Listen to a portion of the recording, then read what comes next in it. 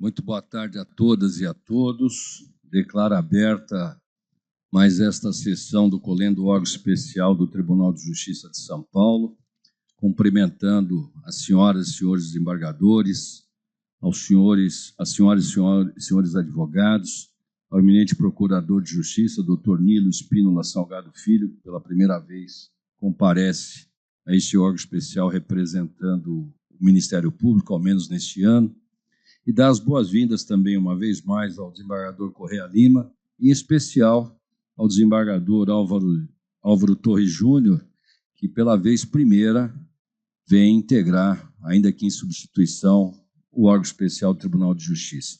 Cumprimentar também a nossos servidores e servidoras e a todos os presentes a esta sessão.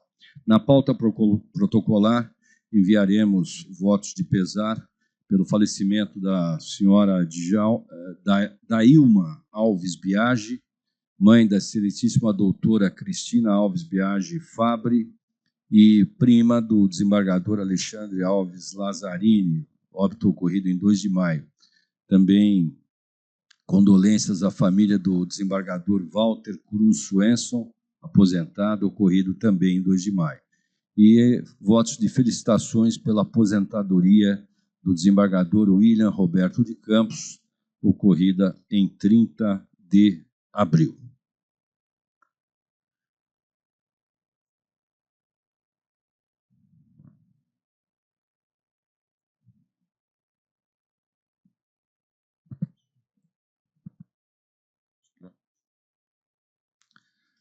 Abrindo a pauta judicial, vamos aos blocos de julgamento.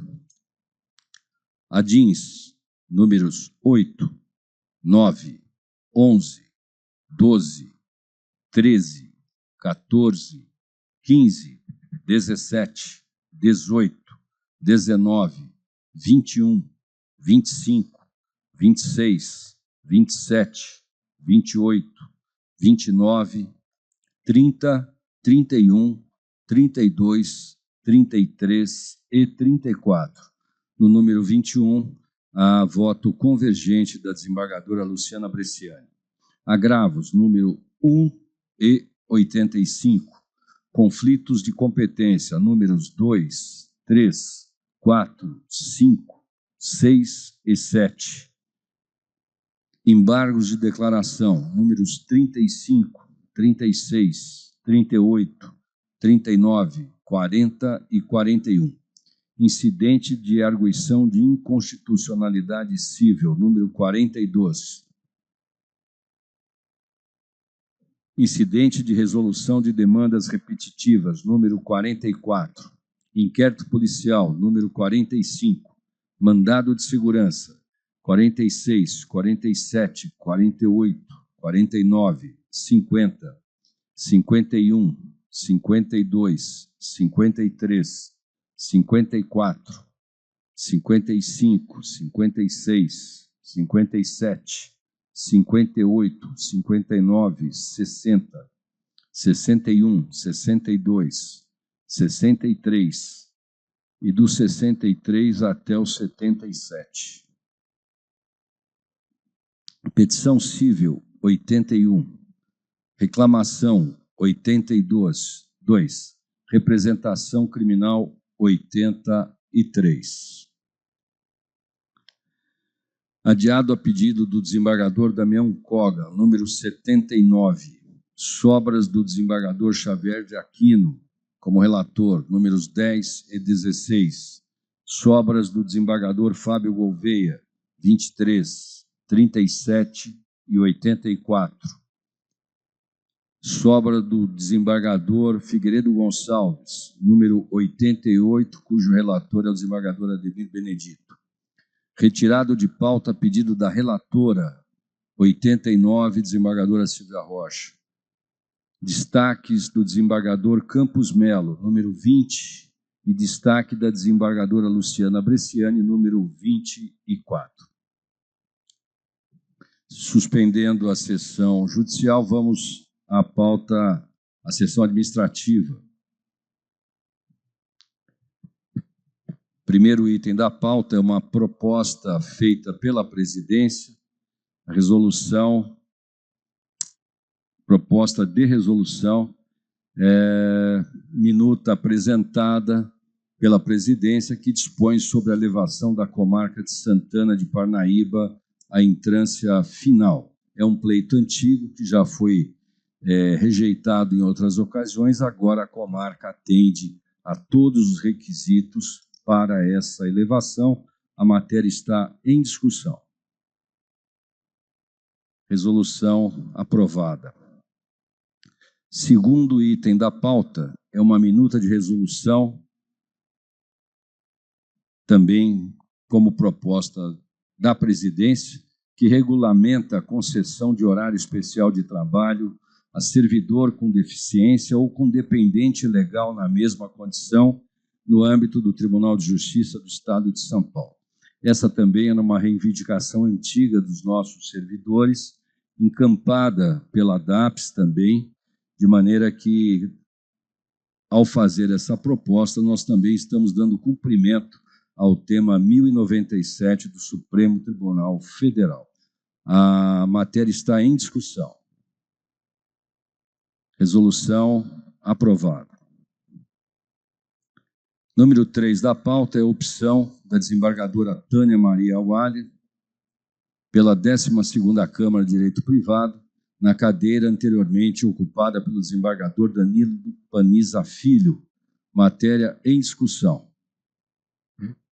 Opção aprovada. Item 4 da pauta são opções também de desembargadores. Opção da desembargadora Elia Minhoca pela 23ª Câmara de Direito Privado, na cadeira anteriormente ocupada pela desembargadora Vera Lúcia Grisani, e dos desembargadores Eduardo Jesse pela 28ª de Direito Privado, na cadeira antes ocupada pela desembargadora Berenice Marcondes César, do desembargador Nazir Davi Milano Filho pela 24ª Câmara de Direito Privado, na cadeira anteriormente ocupada pelo desembargador Cláudio Antônio Marques da Silva, do desembargador Maurício Simões de Almeida Botelho Silva, pela 13ª Câmara de Direito Privado, na cadeira anteriormente ocupada pelo desembargador Carlos Eduardo Calduro Padim, e, finalmente, opção do desembargador Jairo Brasil Fontes Oliveira, pela 19ª Câmara de Direito Privado, na cadeira antes ocupada pelo desembargador Luiz Antônio de Godoy. Matéria em discussão. Opções aprovadas.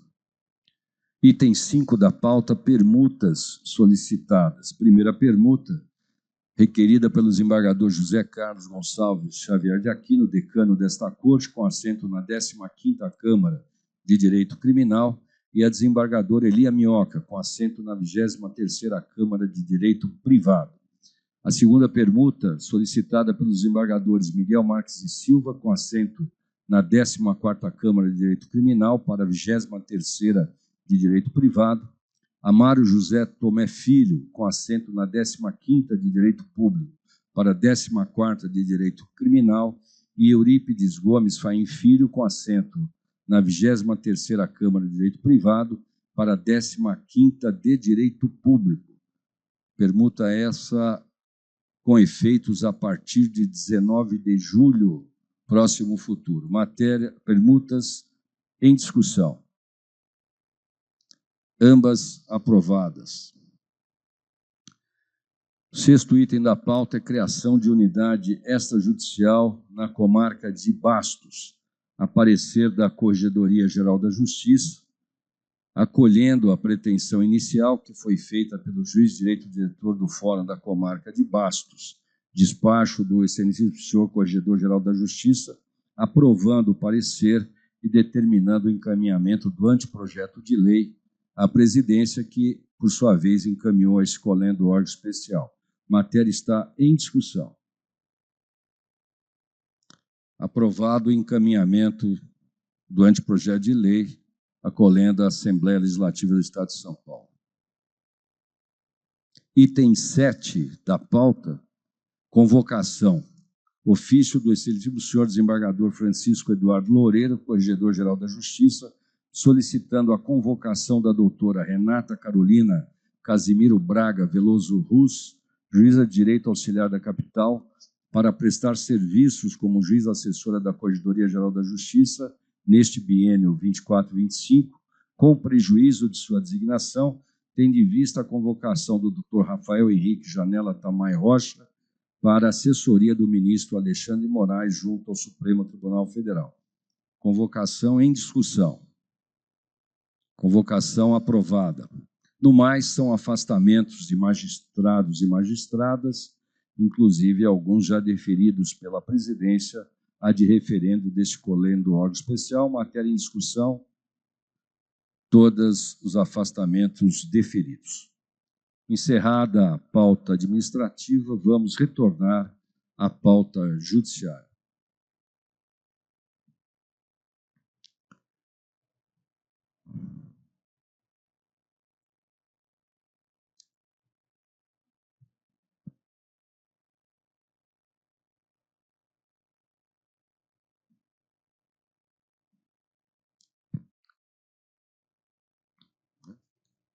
Nós temos sobre a mesa um pedido de preferência e 3 pedidos de sustentação oral.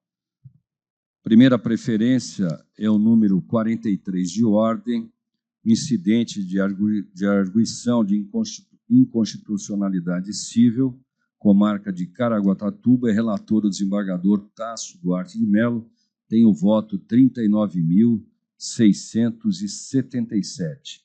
Pede a preferência ao Dr. Felipe Roberto Rodrigues, pelo interessado Transportes Nossa Senhora do Monte Serra. Tem a palavra o eminente relator. Senhor presidente, meu cordial boa tarde a todos. Sempre uma alegria renovada retomar aqui os trabalhos. Eu vou me permitir a leitura da ementa, que eu acho que é extremamente esclarecedora. Incidente de resolução de demandas repetitivas, questão relativa aos pressupostos para a concessão da gratuidade da justiça, inadmissibilidade, ausência de recurso pendente de julgamento neste egrégio tribunal, inteligência do artigo 978, parágrafo único do Código de Processo Civil, enunciado número 354 do Fórum Permanente dos Processualistas Civis, precedente deste colendo órgão especial, incidente não conhecido. É como eu voto. Muito obrigado. O eminente relator propõe não seja conhecido este incidente, a matéria está em discussão. A unanimidade de votos não conheceram do incidente.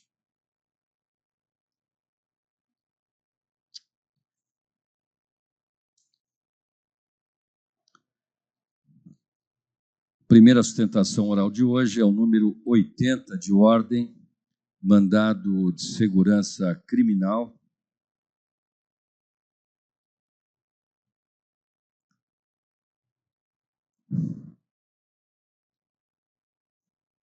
Em que é impetrante Caio Machado Barbosa, impetrado à Procuradoria-Geral de Justiça. Relator, o eminente desembargador Ademir Benedito, tem o voto 54.547. Sustentará pelo impetrante o doutor Luiz Fernando Ulloa Sintra, a quem convido a ocupar a tribuna da defesa.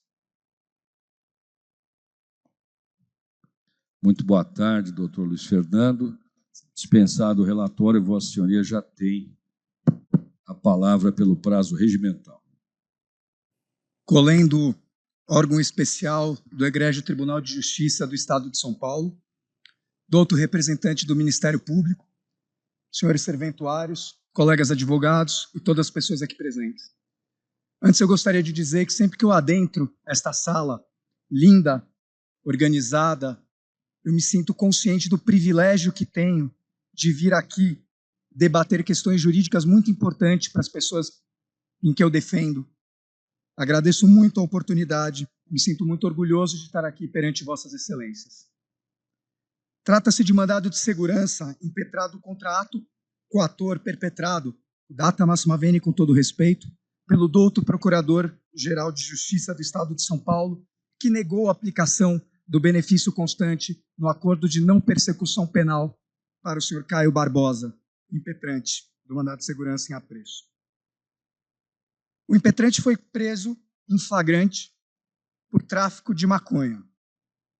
Ele admitiu em delegacia no primeiro momento que havia comprado a droga para si e para alguns de seus amigos, figura essa evidente e equiparada ao tráfico privilegiado. Infelizmente, entendeu o parquê por oferecer denúncia pelo tráfico comum, pelo tráfico do caput, sem causa minorante. Em sentença, houve a desclassificação, por óbvio, para o tráfico privilegiado, sendo Caio condenado a 1 ano e 8 meses, substituída por 2 prestações de serviço, por 2 PRDs, penas restritivas de direito. Não houve determinação de privação de liberdade. Após a sentença condenatória, sobreveio a lei que trouxe ao ordenamento jurídico o acordo de não persecução penal. Imediatamente, desde o primeiro instante, a defesa pugnou por uma obviedade, me perdoem falar nesse tom, por uma obviedade, qual seja, a aplicação imediata da lei penal mais benéfica. Eu não preciso dizer que o acordo de não persecução pressupõe que não haja, após o cumprimento, uma ação condenatória. O acusado permanece primário com bons antecedentes, razão pela qual é um benefício tão benéfico, tão importante para o acusado de crime que preenche os requisitos legais. Pois bem, infelizmente, tal situação foi negada por esta egrégia corte, por quem eu tenho o máximo respeito, e a defesa seguiu pugnando, confrontando esta decisão até o Supremo Tribunal Federal. E a Augusta Corte, nos autos do RE 1463604 São Paulo, reconheceu o direito à aplicação do acordo de não persecução no caso concreto para o impetrante Caio Barbosa. Pois bem, imediatamente os autos foram encaminhados à primeira instância e o douto promotor de justiça entendeu que não era caso de aplicar o ANPP. Imediatamente, a defesa manejou o recurso próprio, artigo 28 do Código de Processo Penal, para a instância revisora do Ministério Público. E, de novo, com todo respeito, devo dizer que recebemos com surpresa a negativa por parte do douto procurador-geral de aplicar o acordo de não persecução ao caso concreto. Disse Sua Excelência, utilizando 3 argumentos, que não teria havido confissão circunstanciada obrigatória para o acordo de não persecução, que já teria sido exaurida a jurisdição de primeiro grau e que haveria prescrição executória da pena aplicada no caso em concreto. Pois bem, Excelências, no primeiro instante, ao ser levado em delegacia, o impetrante Caio confessou a conduta sem qualquer fato mitigatório de sua responsabilidade penal. Sem apoio de advogado, esponte própria, o Caio foi na polícia e disse: a maconha era minha e dos meus amigos. Eu comprei e estava levando para entregar. A confissão é irretocável, indiscutível. Ademais, no caso concreto, temos visto que quando é determinada a aplicação do acordo de não persecução, há feito uma audiência, e nessa audiência é oportunizado ao acusado que faça a confissão formal. Então, com todo respeito ao eminente procurador de justiça, este fundamento não deve se sustentar. A uma, houve confissão. A duas, é possível que essa confissão seja feita a qualquer tempo, inclusive na audiência para apresentação do acordo de não persecução. Segundo lugar, disse o douto procurador que havia sido exaurida a jurisdição de primeira instância, razão pela qual não seria mais possível o manejo do acordo de não persecução. Com todo respeito, referido entendimento se choca frontalmente ao quanto decidido pela Augusta Corte nos autos do caso concreto. Tirada a decisão no recurso extraordinário 14.63604 de São Paulo. Ou seja, o fato de ter exaurido a jurisdição de primeira instância não pode ser óbice para a aplicação do acordo de não persecução penal, porquanto foi decidido pelo Supremo que poderia haver aplicação, e o Supremo analisou a matéria inteira. O Supremo teve conhecimento de que havia sido exaurida a jurisdição de primeiro grau, analisou o caso e disse que sim, era cabível o acordo de não persecução. Terceiro argumento, a existência da prescrição da pretensão executória também não pode subsistir pelo argumento simples, simplório até. A prescrição executória não é mais benéfica ao réu do que o acordo de não persecução. Pelo motivo óbvio que a prescrição da pretensão executória atinge apenas a pena corporal, mantendo todos os efeitos secundários da pena, em especial a reincidência, caso haja um futuro crime, e a existência de antecedentes no seu nome. Situação essa que não se verifica no acordo de não persecução penal, em que o acusado, o imputado, mantém a sua primeiridade e seus antecedentes irretocáveis, razão pela qual o reconhecimento da prescrição executória é contrário ao interesse do réu e é contrário à interpretação mais benéfica que deve ser dada ao acusado em relação à matéria penal, conforme está na Constituição Federal. E essa é uma matéria sediça. Não há qualquer discussão que a lei sempre tem que ser interpretada em favor do réu, quando se trata de matéria penal, que é o caso concreto. A situação jurídica aqui é muito clara e evidente, data máxima venia, com todo respeito. Nem se pode alegar que há discricionariedade do Ministério Público na aplicação do acordo de não persecução e que o tráfico privilegiado não admitiria esta benesse penal, porquanto a posição pacificada na Corte da Cidadania, no Egrégio Superior Tribunal de Justiça, é de permitir a aplicação do acordo de não persecução penal para casos de tráfico privilegiado. Seria um contrassenso impedir este benefício, uma vez que o Caio, o impetrante Caio, foi condenado a 2 prestações de serviço à comunidade. A 2 penas restritivas de direito. Nos surpreende se dizer que, por ser um tráfico privilegiado, não haveria possibilidade de oferecimento desse benefício, sendo que ele sequer terá uma punição corporal de privação de liberdade, sendo que a pena dada por caso concreto foram 2 penas restritivas de direito.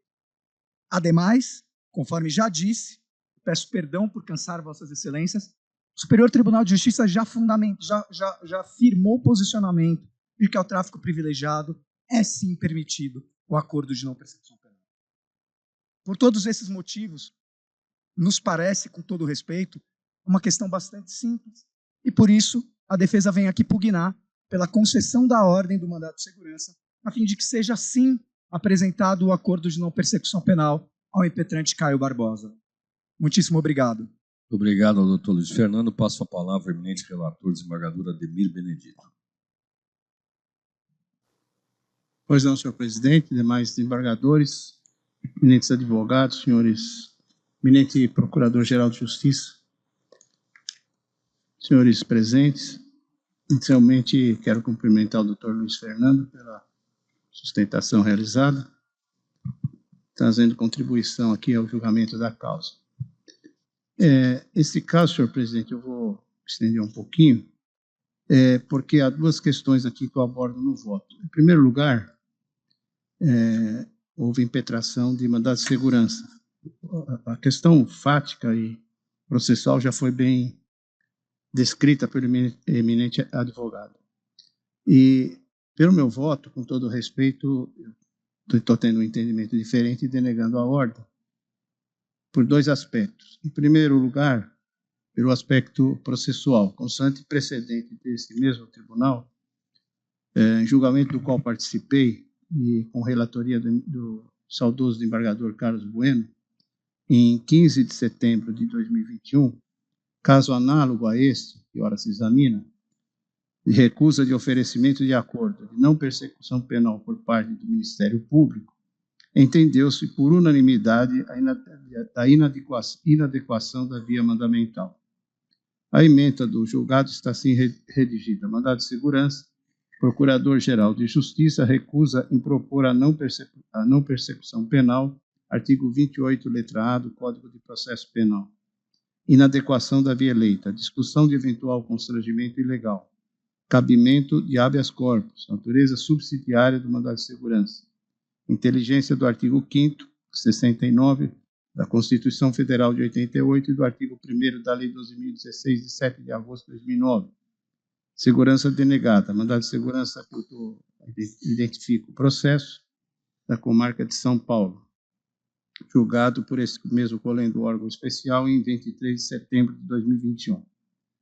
Desse julgamento, do voto condutor, extrai-se o seguinte trecho. De acordo com o artigo 5º inciso 69 da Constituição Federal de 1988, aspas, conceder-se-á mandado de segurança para proteger direito líquido e certo, não amparado por habeas corpus ou habeas data, quando o responsável pela ilegalidade ou abuso de poder for autoridade pública ou agente de pessoa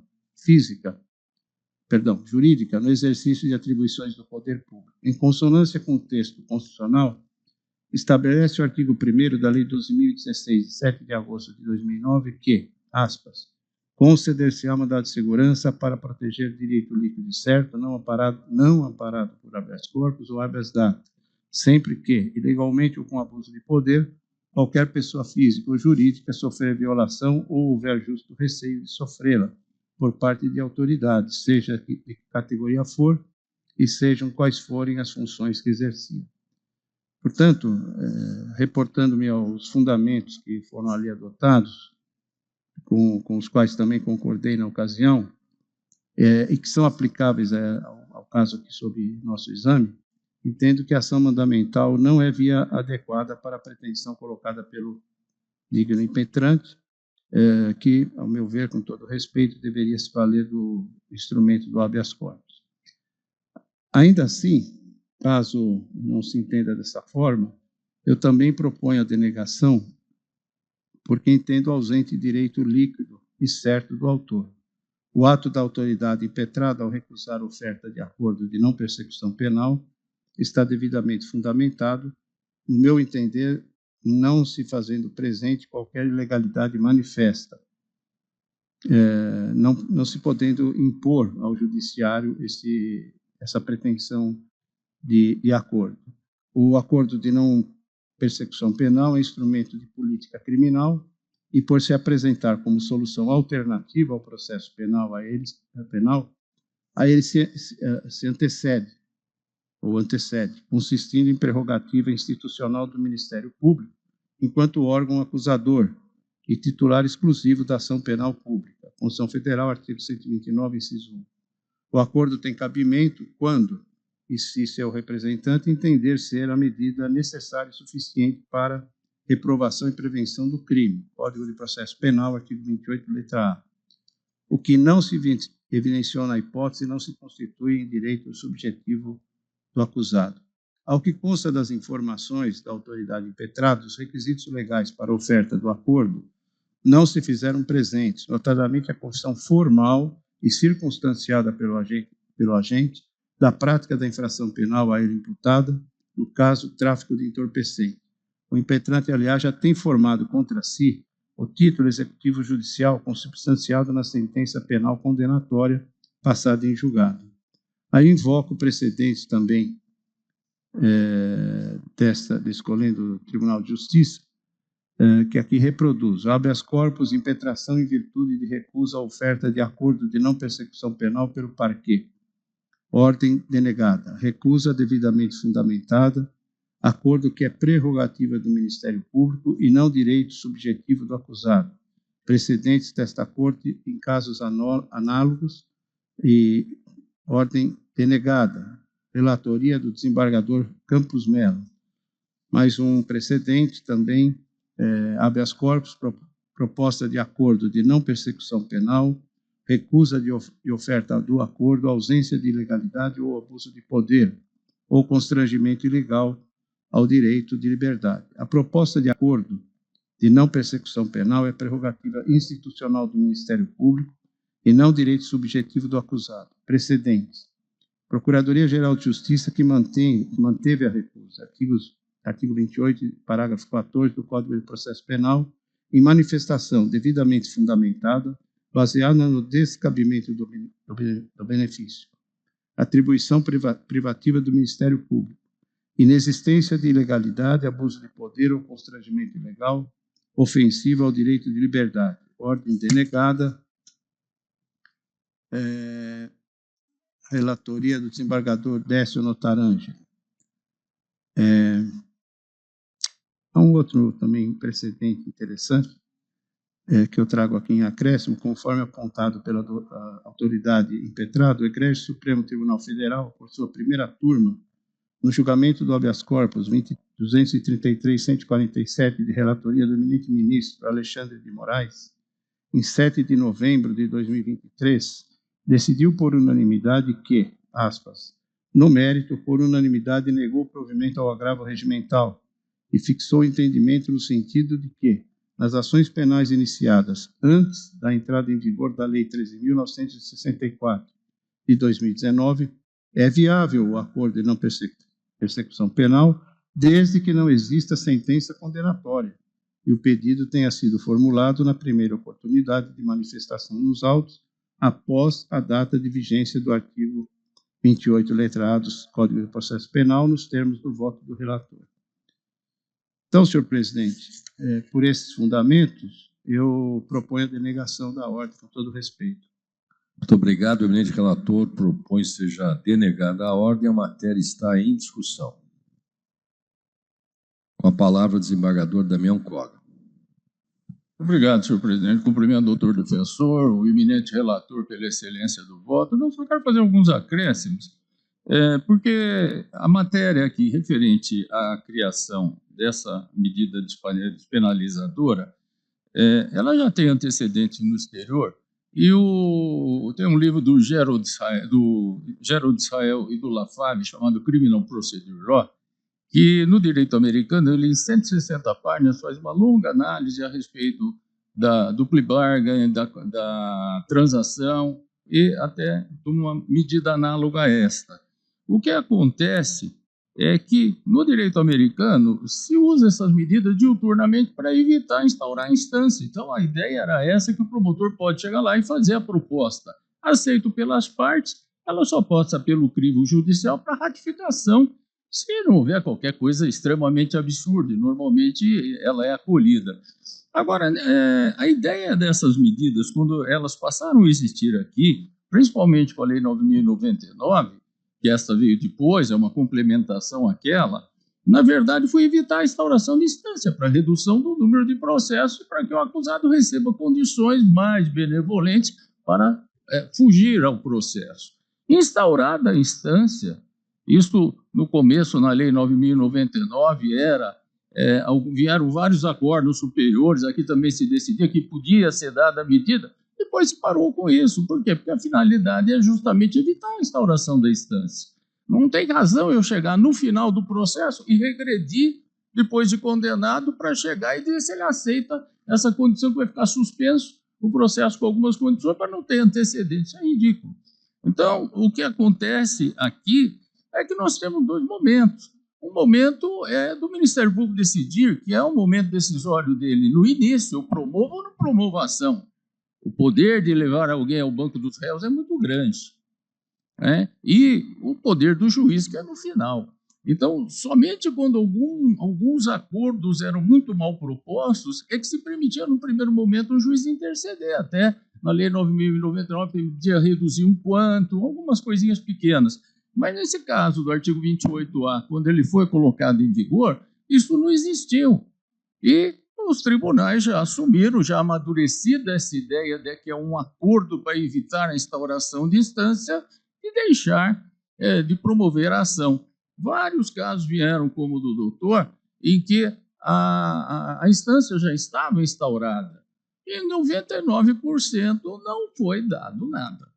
Então, e muito mais, aqueles que já tinham a decisão judicial, já esgotou a instância, como é que eu vou fazer voltar e apagar tudo? Passar uma esponja para dizer que não escolheu prova, não houve todo esse constrangimento de ter que se submeter ao processo, já ocorreu. Ele já foi apenado e foi beneficiado. Então, voltar neste momento é um retrocesso para dar esta medida.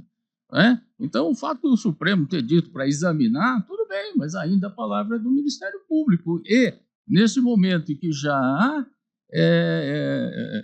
a finalização do processo, o esgotamento da instância, não tem qualquer sentido de se retornar para que essa medida despenalizadora, que visa, na verdade, evitar o processo, seja aplicada a um evidente contrassenso. E, evidente, não é direito subjetivo do réu, porque se fosse, o Supremo já tinha imposto. né? Não sendo direito subjetivo, mandando o promotor voltar a se manifestar, acabou, não quis, o procurador ratificou, acabou a instância. Então, o voto do eminente relator está muito bem abrilhantado aí, inclusive pelos exemplos e pelo raciocínio, eu quero cumprimentá-lo e estou acompanhando. Muito obrigado, a matéria permanece em discussão. A unanimidade de votos denegaram a ordem. Muito obrigado, eminente advogado.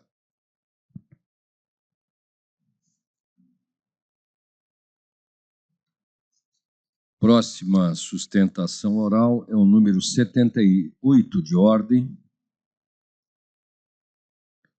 Mandado de segurança civil da comarca de São Paulo, relator, desembargador Ricardo Dipp, tem o voto 62.155. Fará a sustentação oral doutor Fábio Barbalho Leite, pelo impetrante Fundação Instituto de Pesquisa e Estudos de Diagnóstico por Imagem, FIDE. Convido o doutor Fábio a ocupar a tribuna da defesa.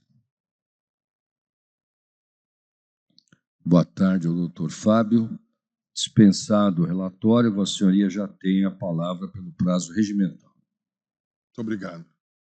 Excelentíssimo senhor presidente deste egrégio órgão especial da Escola do Tribunal de Justiça, eminente desembargador Fernando Antônio Torres Garcia, eminente desembargador relator do feito, eminente desembargador Dr. Ricardo Dipp, as pessoas de quem tenho a honra de cumprimentar toda a egrégia composição desta corte, eminente procurador-geral de Justiça, aqui presente, senhoras e senhores, este mandado de segurança, em sequência a outros mandados de segurança já apresentados pela FIDE, tocam conceitualmente o tema da prescrição em face e decadência, prescrição e decadência em face do exercício de competência de controle externo por parte do Tribunal de Contas do Estado de São Paulo acerca de prestação de contas produzida ao cabo da execução anual de um contrato de gestão. Poderia ser também um convênio, enfim, atos bilaterais de natureza convenial. Aqui um contrato de gestão. Esses dois processos anteriores, esses dois julgamentos anteriores me levaram a tomar tempo de toda a corte, o órgão especial em despacho, dialogar com todos os embargadores, a quem reitero o agradecimento da atenção dispensada, e nos permite hoje ir mais diretamente ou ir mais concentradamente ao debate que resta do ponto de vista conceitual e, com a devida vênia, dialogar com os precedentes dos dois mandados de segurança, um de relatoria do eminente desembargador Fábio Gouveia e o mais recente, de relatoria do eminente desembargador Carlos Monerá, que recebeu ainda um voto convergente, uma declaração de voto convergente do eminente desembargador Jarbas Gomes. Excelências, aqui, rapidamente os fatos.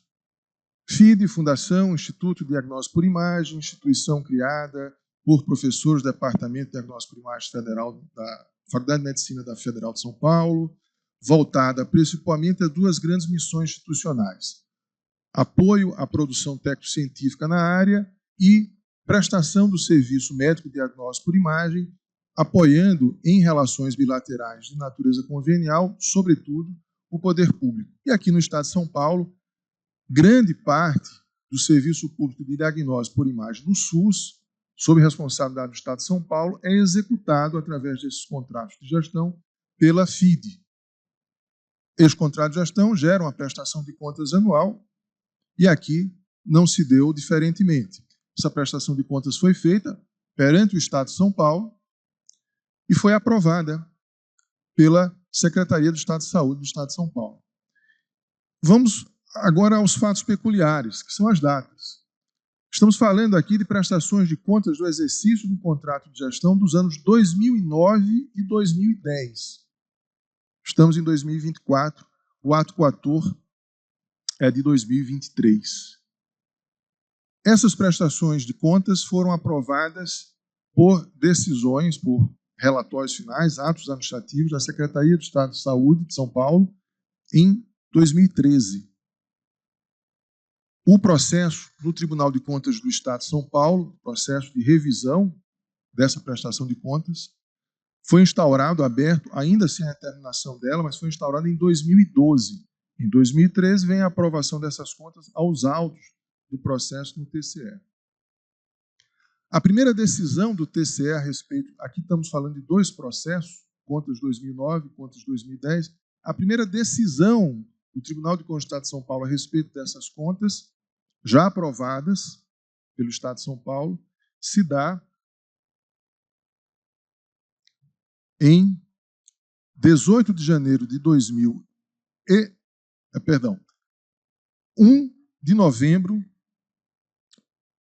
estou falando no ato final, 1 de novembro de 2023, o ato coautor final, 19 de novembro, 19 de 11 de 2019. 19 de 11 de 2019. Portanto, passados mais de 6 anos da aprovação pela Secretaria de Saúde do Estado de São Paulo, passados mais de 7 anos da instauração do processo no Tribunal de Contas do Estado de São Paulo. Dessa decisão cameral, foi ofertado recurso, foi interposto recurso, tanto pela Fundação quanto pela Secretaria de Saúde, e esse julgamento do recurso acontece em 1 de 11 de 2023, portanto, passados quase 3 anos. Depois há embargos declaratórios que se ultrapassam, sim, aí os 3 anos do primeiro julgamento. Ao todo, entre instauração e decisão final do processo, 11 anos. Entre aprovação das contas pelo Estado de São Paulo e decisão final do processo, no TCE, ato coautor, que apontamos, 10 anos, mais de 10 anos. Entre instauração do processo no TCE e primeira decisão, mais de 7 anos. Entre aprovação das contas pela Secretaria, expedição de relatório final pela Secretaria de Saúde do Estado de São Paulo, aprovando as contas de 2009 e 2010, e decisão primeira no TCE, mais de 6 anos. Bom,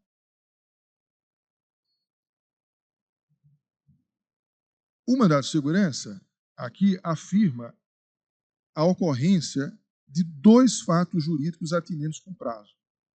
O fato jurídico da prescrição e o fato jurídico da decadência. O fato jurídico da prescrição sob o efeito do Decreto-Lei 20.910/32. Princípio da accionata. Se há problemas nas contas aprovadas pelo Estado de São Paulo, que é a única pessoa jurídica contraposta à FIDE, o Estado de São Paulo tinha 5 anos, isso não é pouco tempo, 5 anos para rever seus atos, para vir ao judiciário, se fosse o caso, demandar contra a FIDE. 5 anos é o prazo prescricional do 20.910/32. E não havia ali fatos a apurar. A prestação de contas estava apresentada, contabilidade extensa, planilhado.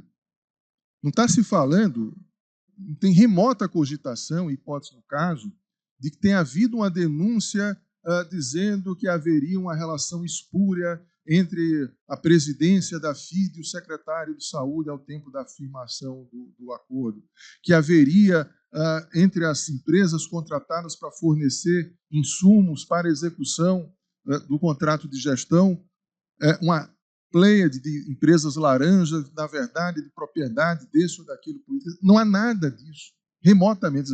Não há fatos, portanto, a serem apurados. O que fez a Secretaria de Saúde foi verificar a prestação de contas aprovada. E o Tribunal de Contas, posteriormente, recebendo essas contas, esse relatório, verificou e não foi apurar fatos. Foi fazer um juízo crítico, segundo suas razões próprias, da qual divergimos no mérito, mas não vem ao caso aqui debatê-las, porque a prescrição as resolve e a decadência resolve o tema, divergindo da opinião ou da conclusão a que chegara a Secretaria de Estado de Saúde do Estado de São Paulo.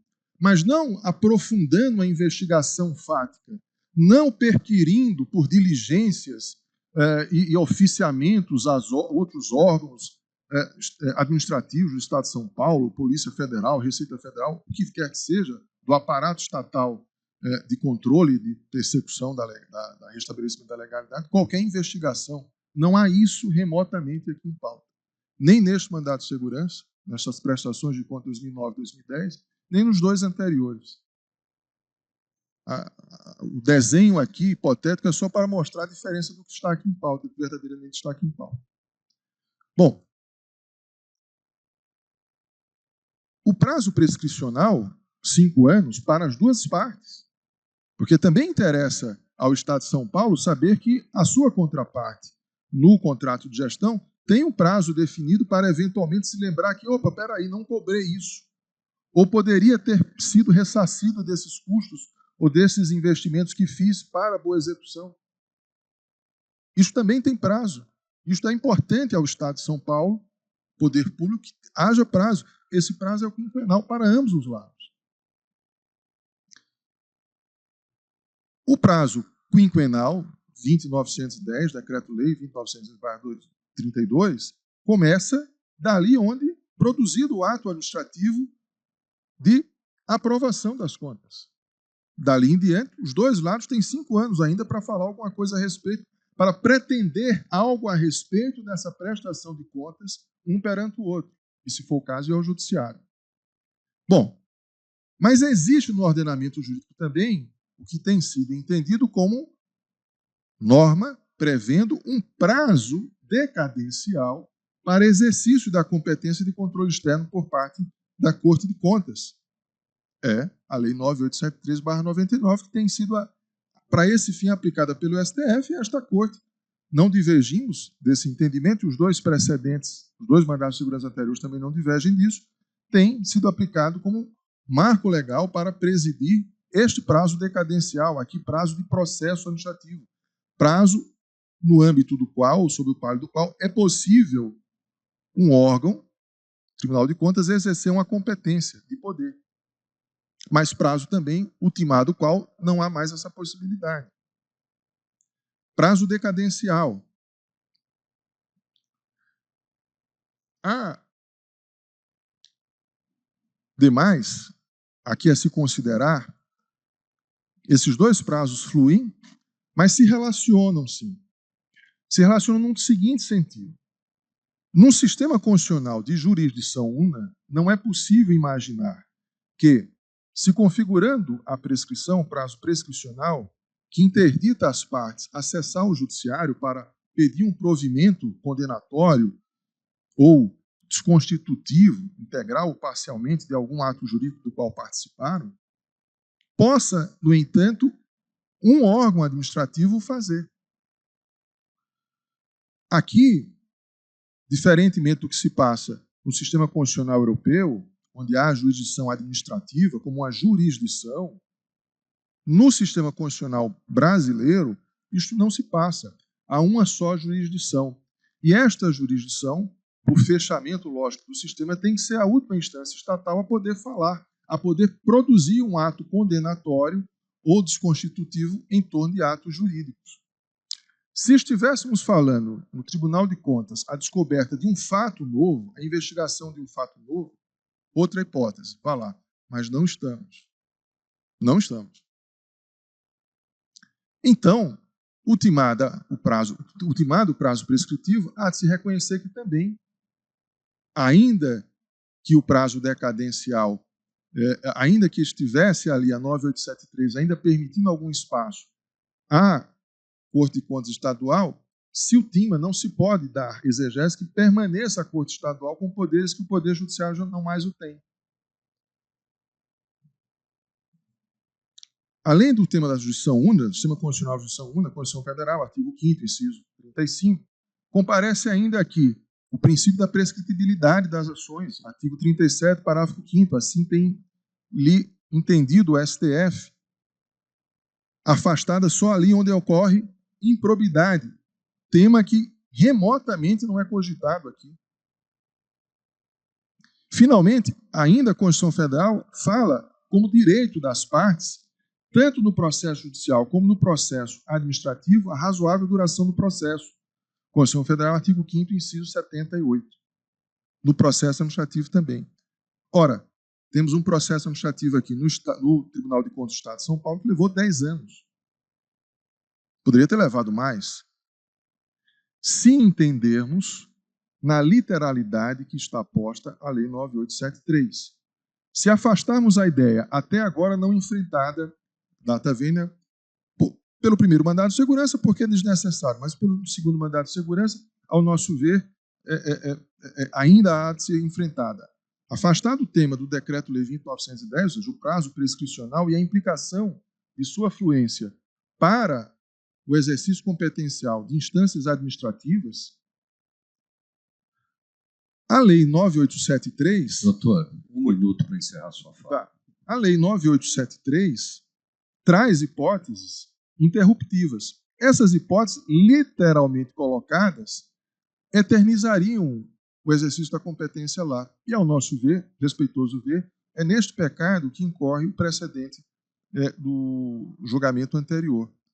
E não se pode aceitar essa literalidade. O caso exige que a exegese ultrapasse o plano da literalidade para confirmar ou para harmonizar esse prazo, com essa competência, com o sistema constitucional como um todo. Fechando, excelências, e agradecendo a paciência e a atenção. Estamos falando aqui de um caso concreto, efetivamente, mas as implicações teóricas e práticas do que aqui se discute devem ser olhadas à luz da infinidade de contratos, convênios que o Estado de São Paulo e todos os municípios do Estado de São Paulo firmam. Doutor, agradeço a sua fala, muito obrigado. E são controlados pelo Tribunal de Contas do Estado de São Paulo. Muito obrigado, excelência. Muito obrigado, doutor Fábio. Passo a palavra ao eminente relator, desembargador Ricardo Dipp. Senhor presidente, senhores desembargadores, senhor procurador de justiça, eminente advogado, senhores servidores presentes. Esse caso é uma da segurança que foi impetrado pela Fundação Instituto de Pesquisa e Estudo de Diagnóstico por Imagem, FIDE, contra ato do plenário do Tribunal de Contas do Estado de São Paulo. Esse ato julgou irregulares prestações de contas de recursos públicos relativos aos exercícios de 2009 e 2010. Muito bem. Essas contas foram aprovadas pela Secretaria de Estado de Saúde em 23 de maio de 2013 e 18 de janeiro do mesmo ano de 2013. Alega a impetrante, em resumo, que desde o parecer conclusivo da Secretaria de Saúde Estadual ou da data de autuação dos processos administrativos referenciais, até a decisão definitiva do Tribunal de Contas, passaram-se mais de 5 anos, suplantando-se assim os prazos indicados quer no Decreto Federal 20.910 de 1932, quanto na Lei 9.873 de 1999. E argumenta ainda com ocorrência de prescrição intercorrente, afirmando que os processos administrativos instaurados junto à Corte Paulista de Contas permaneceram por mais de 3 anos sem decisão. Deferiu-se medida liminar, o presidente do Tribunal de Contas apresentou informações e a digna Procuradoria-Geral de Justiça opinou pela denegação da segurança. Bom, em primeiro lugar, quanto à falta de previsão legislativa direta referente ao termo da prescrição, sugere a aplicação por analogia em relação às decisões do Tribunal de Contas paulista ou o prazo quinquenal estabelecido pela Lei 9873, objeto de uma decisão recente desse órgão especial, um mandado de segurança de setembro de 2003, que foi o relator do desembargador Fábio Gouveia, ou, diversamente, esse mesmo órgão especial já adotou solução diversa, atraindo para o caso o Decreto-Lei 20.910, em um acórdão de março de 2023, que foi relator o eminente desembargador Jarbas Gomes. Bom, como quer que seja, se adote uma coisa ou outra, a solução não parece que seja diversa para o caso. Eu, de saída, antes de passar especificamente a análise das intrincadas questões que envolvem a situação de fato, chamo atenção para o disposto no inciso 2º do artigo 2º da Lei 9.873, que, salvo engano de minha parte, foi exatamente o objeto da observação final do eminente advogado, pretendendo que nós afastemos a literalidade do texto e tentemos ajustar essa indicação ao que ele indica ser de matriz constitucional. Diz aqui o artigo 2º, interrompe-se a prescrição da ação punitiva, inciso 2º, por qualquer ato inequívoco que importe a apuração do fato. Agora, quando se vai às informações prestadas pelo presidente do Tribunal de Contas do Estado de São Paulo, o que se vê é uma sucessão de indicações de vista, de juntada de documentos, de pedido de adiamento, uma série de incidentes, e não me parece tão simples dizer que a análise, a ocorrência de um fato independa da documentação desse fato, sobretudo quando, aqui estão as indicações, e o volume dos autos parece justificar essa referência, mostra que a própria prova da existência das circunstâncias desse fato demandava efetivamente estudos minuciosos. O setor de fiscalização do Tribunal de Contas já vinha pedindo informações à Secretaria de Estado de Saúde há muito tempo para os necessários documentos e informes. Houve vários pedidos de dilação de prazo, bem como de vista e extração de cópias, solicitados não só pela Secretaria, mas também pelo órgão impetrante. Pedidos esses que foram deferidos. A mesma órgão impetrante requereu dilação de prazo em 2015 para manifestação. Nova prorrogação de prazo foi pedida em dezembro de 2015. A ordem impetrante, por seus patronos, juntou essa ordem impetrante vasta documentação que teve de ser examinada pelos órgãos técnicos da Corte de Contas, até que ingressamos, segundo as informações prestadas, na etapa de julgamento. Aí houve pedido em 2019 de que se adiasse o julgamento para a realização de sustentação oral. Na sequência, houve a sustentação oral, retiraram-se os autos de pauta para necessária apreciação e, em decisão conjunta, a primeira Câmara do Tribunal de Contas, em novembro de 2019, julgou irregular a prestação relativa de 2010, impondo a condenação ao objeto, publicando essa decisão em 2020, sobrevindo recurso extraordinário da Secretaria do Estado e manifestação da hora impetrante, que também apresentou recurso extraordinário em 2020. Muito bem.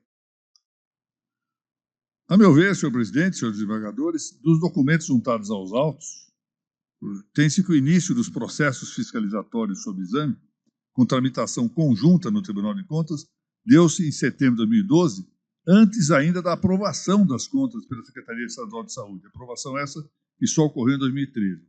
Portanto, a meu ver, tem-se aqui caracterizada a falta de possível indicação de um óbice de prazo distintivo de fundo, nos termos do artigo 1º da Lei 9.873. Restaria, e esse me parece um tema um tanto mais delicado, o problema da prescrição intercorrente, que também foi arguída pelo impetrante. Parece-me, do constante dos autos, ter sempre existido alguma sorte de impulsão processual do Tribunal de Contas, malgrado o volume de incidentes e de interferências no curso desse processamento. No meu ver, o Tribunal de Contas sempre atuou com atos propulsores do desfecho dos processos administrativos, não se estampando, a meu ver, com a robustez necessária, protelação do andamento dos feitos, nutrida de intuito fraudatório do termo prescricional. Tem-se mais. Com a manifestação da ordem impetrante nos autos dos processos administrativos, suspendeu-se várias vezes o prazo prescricional para o Tribunal de Contas decidir acerca da regularidade das prestações.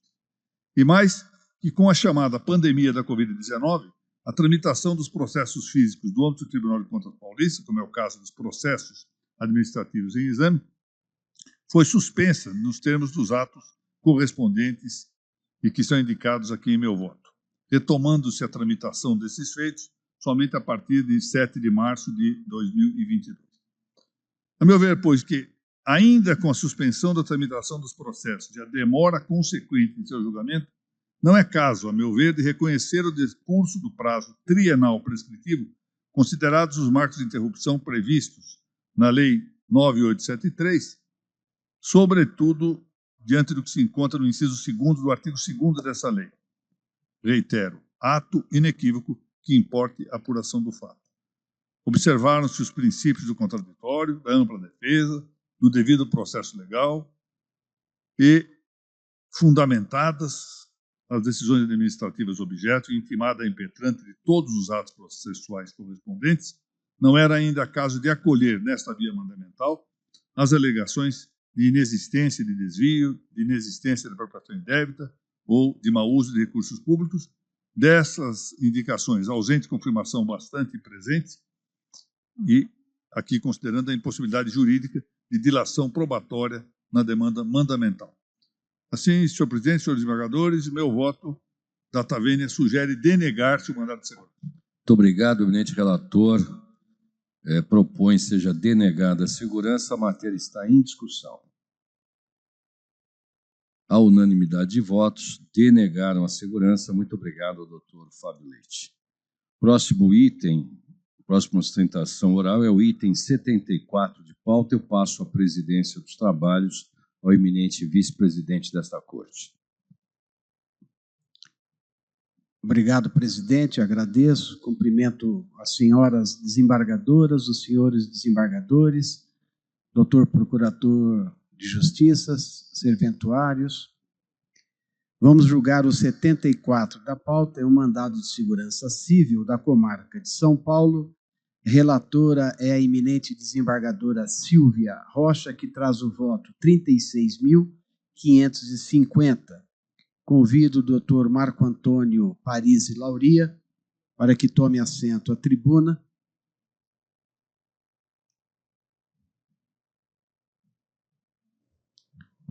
Doutor Lauria, dispensado o relatório, Vossa Senhoria tem a palavra pelo prazo legal. Senhor presidente, senhora relatora, senhores desembargadores, senhor procurador de Justiça, é um renovado prazer estar na presença de todos. Serei bastante breve. Represento aqui o impetrante, o desembargador Ferreira Rodrigues, que formulou perante a presidência do Tribunal de Justiça um pedido de isenção de imposto de renda, tendo em vista a cardiopatia grave de que é acometido, constatada por intervenções ocorridas nos anos de 2019 e 2022. Submetido à junta médica do tribunal, designada pelo tribunal, sobreveio o laudo constatando a cardiopatia, porém não a classificando como grave. E, portanto, a presidência do tribunal considerou que não estaria o caso enquadrado na norma legal que permite a isenção do imposto de renda postulada, denegando, assim, tal postulação. Nós, invocando a súmula 598 do Superior Tribunal de Justiça, impetramos a segurança para demonstrar que o direito líquido e certo existia na medida em que, sim, é grave a cardiopatia que acomete o impetrante. O desembargador Ferreira Rodrigues teve constatada, numa determinada época, obstrução de 70% da artéria,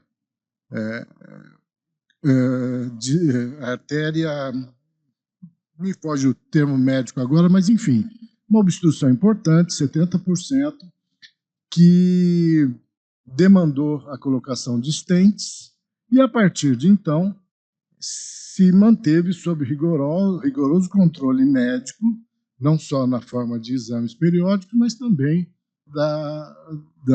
do uso de medicamentos destinados a manter uma condição cardíaca relevante, importante e preservada a partir da cardiopatia que o acomete. No nosso modo de ver, a questão da gravidade é difícil contestar. Afinal, toda a necessidade de ter sido aplicados os stents, a necessidade de medicação permanente, da realização de exames, é justamente o que indica a necessidade da isenção do imposto de renda. No nosso modo de ver, e isso está colocado no mandado de segurança, a razão de ser da isenção é justamente permitir um alívio financeiro para fazer frente ao tratamento permanente e que certamente durará a vida toda para custeio dessas necessidades. Então, Excelência, sendo bastante objetivo, nós entendemos que está demonstrada a qualificação de grave da cardiopatia e estando demonstrada que seria o caso de concessão da segurança para o reconhecimento da isenção do imposto de renda sobre os proventos da aposentadoria do impetrante. Muito obrigado. Agradecemos ao doutor Lauri e passo a palavra à eminente relatora. Senhor presidente em exercício, senhoras desembargadoras, senhores desembargadores, senhores funcionários, senhor procurador de justiça, doutor Lauri, a quem cumprimento pela sempre ótima e adequada sustentação oral. Trata-se de mandado de segurança impetrado por desembargador aposentado, o desembargador Fernando Antônio Ferreira Rodrigues, contra ato imputado ao eminente desembargador presidente do Tribunal de Justiça do Estado de São Paulo, pretendendo, em síntese, isenção do imposto de renda sobre os proventos de sua aposentadoria, com fundamento no artigo 6º, inciso 14, da Lei Federal 7.713 de 88 e no artigo 30 da Lei Federal 9.250, por ser portador de cardiopatia grave. Em primeiro lugar, foi suscitada uma preliminar de inadequação da via eleita, que o meu voto afasta. Não se exige, neste caso, a produção de nenhuma outra prova, mas apenas a análise daquela já existente no processo, que foi trazida com a inicial do mandado de segurança. Não há divergência entre o laudo oficial e o atestado e inúmeros documentos juntados pelo impetrante quanto aos fatos que determinaram o pedido de isenção. Inexistindo controvérsia sobre os fatos são incontroversos, não há necessidade de dilação probatória. A análise da prova dos fatos e a consequente conclusão de eles determinarem ou não a isenção pretendida são jurídicas, não médicas, porque demandam interpretação do texto legal.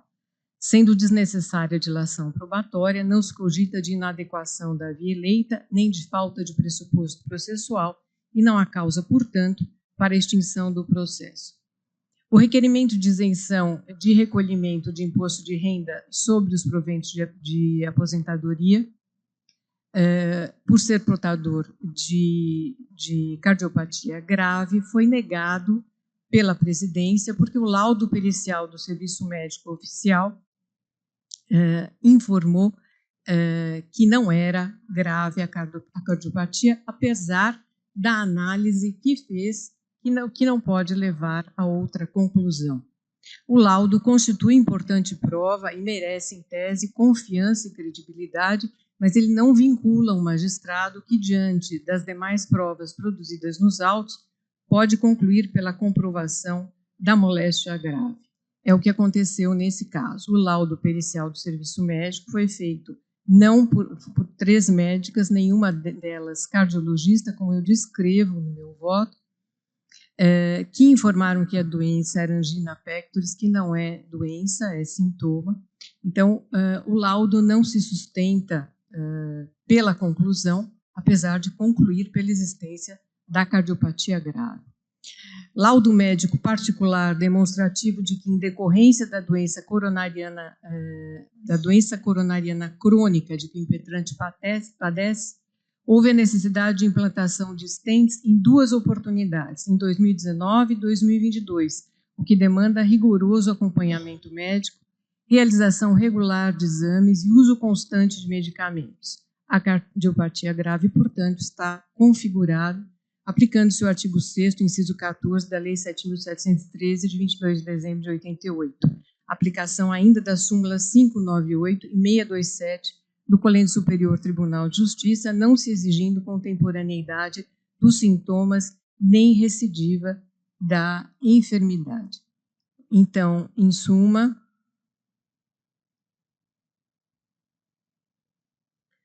o meu voto concede a segurança pleiteada para anular o ato coator e assegurar ao impetrante a isenção do imposto de renda incidente sobre os proventos de sua aposentadoria, bem como a repetição do indébito tributário.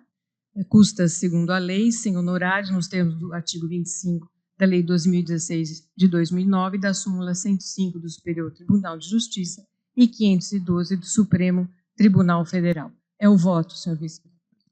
Pois não. A relatora concede a segurança, matéria em discussão.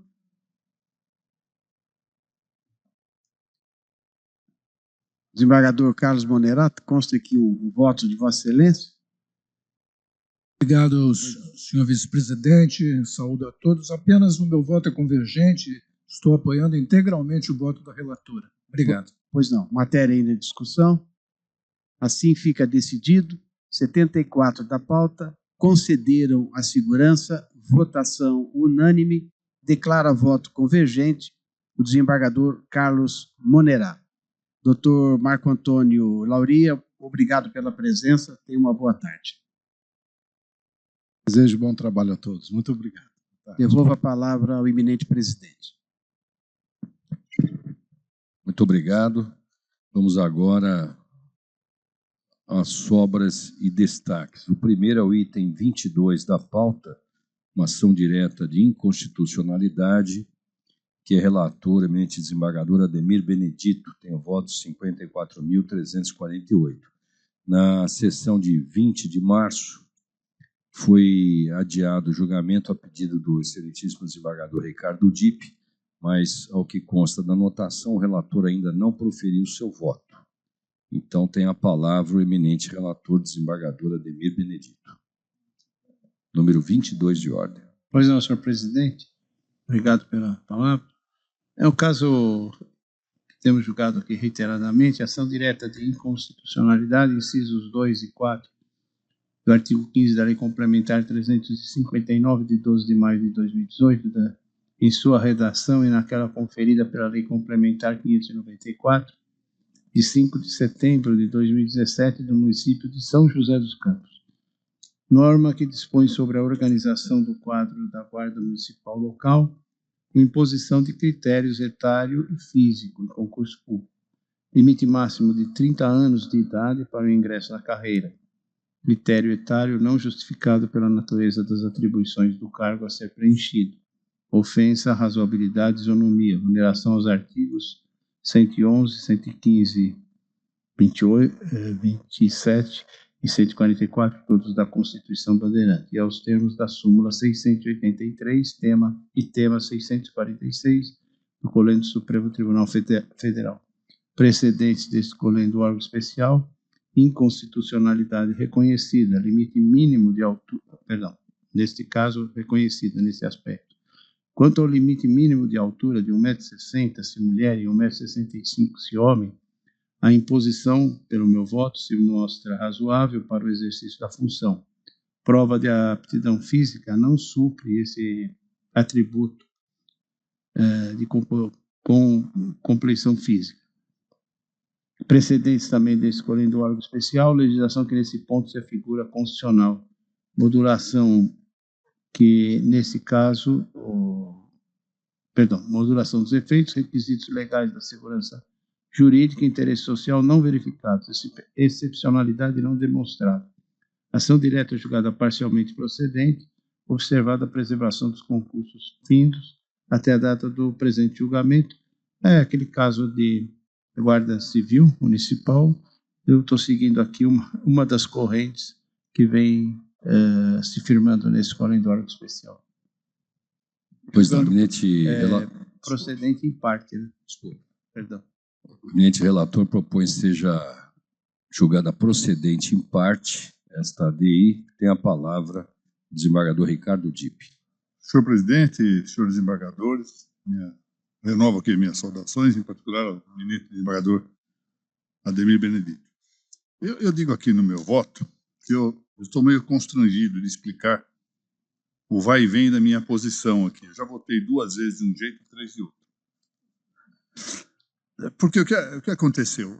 Nós tivemos aqui, em sessão de novembro de 2023, o caso de Santa Bárbara do Oeste, prevaleceu o voto, então, divergente, proferido pelo meu colega de bancada, meu amigo, o desembargador Roberto Solimene.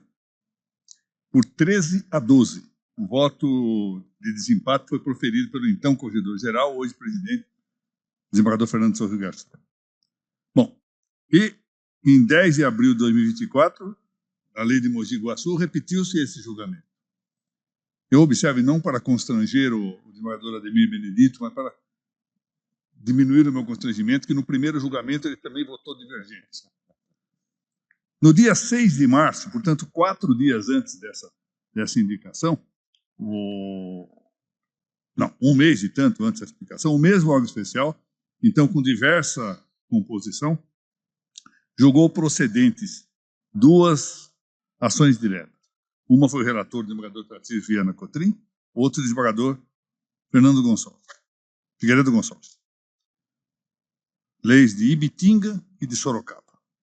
E ambas as procedências decididas por maioria de 14 votos contra 11. Não era tão escassa a maioria. Muito bem. Eu havia, antes disso tudo, já proferido um voto julgando inconstitucional uma lei de Ibaté. E a meu favor, é que esse voto foi julgado aqui no dia 9 de agosto de 2023, dias antes do julgamento da DPF 995 pelo Supremo. E em razão dessa DPF, eu alterei o meu entendimento, convencido das razões sustentadas pelo desembargador Solimene. Senhor presidente, eu acho que todos nós aqui temos um temor: que Ibaté possa e Bitinga não possa, que Rio Claro possa, São Carlos não possa. Nós precisamos chegar a uma solução. E, felizmente, o desembargador Ademir disse que só são 2 correntes. Menos mal, podia ser mais. Porque o tribunal não pode, naturalmente, ficar com 2 posições a respeito desse assunto. E por mais que nós queiramos prestigiar a aplicação da regra do 926 do Código de Processo Civil, neste momento a clausura do discurso parece ser um tanto impossível, a não ser que nós tenhamos claramente definida qual é a posição de um colegiado mais ou menos estável. E quando nós temos tantas e tantas substituições, é difícil prever que nós tenhamos uma composição relativamente com permanência, fica realmente complicado dizer qual a solução deve prevalecer. Eu estou aqui voltando à tese antiga, minha posição favorável ao requisito de limite etário, mais por força do que decidiu o Egrégio Supremo Tribunal Federal na mencionada DPF, mas também porque eu fui examinar a jurisprudência mais recente do STF, e lá verifiquei o seguinte: embora haja divergência, há uma preponderância nos votos em favor de admitir que as guardas municipais possam impor-se quanto ao seu acesso, um submetimento a esse requisito etário. Eu queria aqui lembrar a propósito que até mesmo houve um julgado de outubro de 2023, portanto depois do julgamento da DPF, e que foi o relator, o ministro Luiz Barroso, exatamente dizendo que não ofende os princípios da razoabilidade e da proporcionalidade a previsão do edital de idade máxima de 35 anos para o cargo de guarda civil, porquanto constitui condição prevista em lei e determinada pela natureza da função a ser exercida. Bom, porque eu queria chamar a atenção aqui, mas talvez até em favor da tese oposta, a dificuldade em que nós nos encontramos no ambiente de um processo objetivo. Porque o que a lei prevê, o que o Supremo tem entendido, é que dependendo das funções concretamente exercitadas, é que nós podemos ou não estabelecer esse limite. E no fundo, só mesmo com uma referência genérica, abstrata, a partir do julgamento da DPF, que nós podemos entender que os guardas municipais exercem sempre funções que poderiam atrair essa exceção prevista na súmula do Supremo Tribunal Federal. Enfim, senhor presidente, eu compreendo as dificuldades, enfrento no meu voto o argumento que tem sido tão militado pelo meu amigo desembargador Luiz Antônio Figueiredo Gonçalves, a favor de uma interpretação que ele dá ao artigo 10 da Lei 1322, a meu ver, eu peço vênia para divergir dessa interpretação, e, novamente, tributando o meu respeito ao desembargador Ademir de Carvalho Benedito, eu, pelo meu voto, diverjo e declaro a total improcedência dessa demanda. Muito obrigado, eminente desembargador Ricardo Dipp. A matéria está em discussão.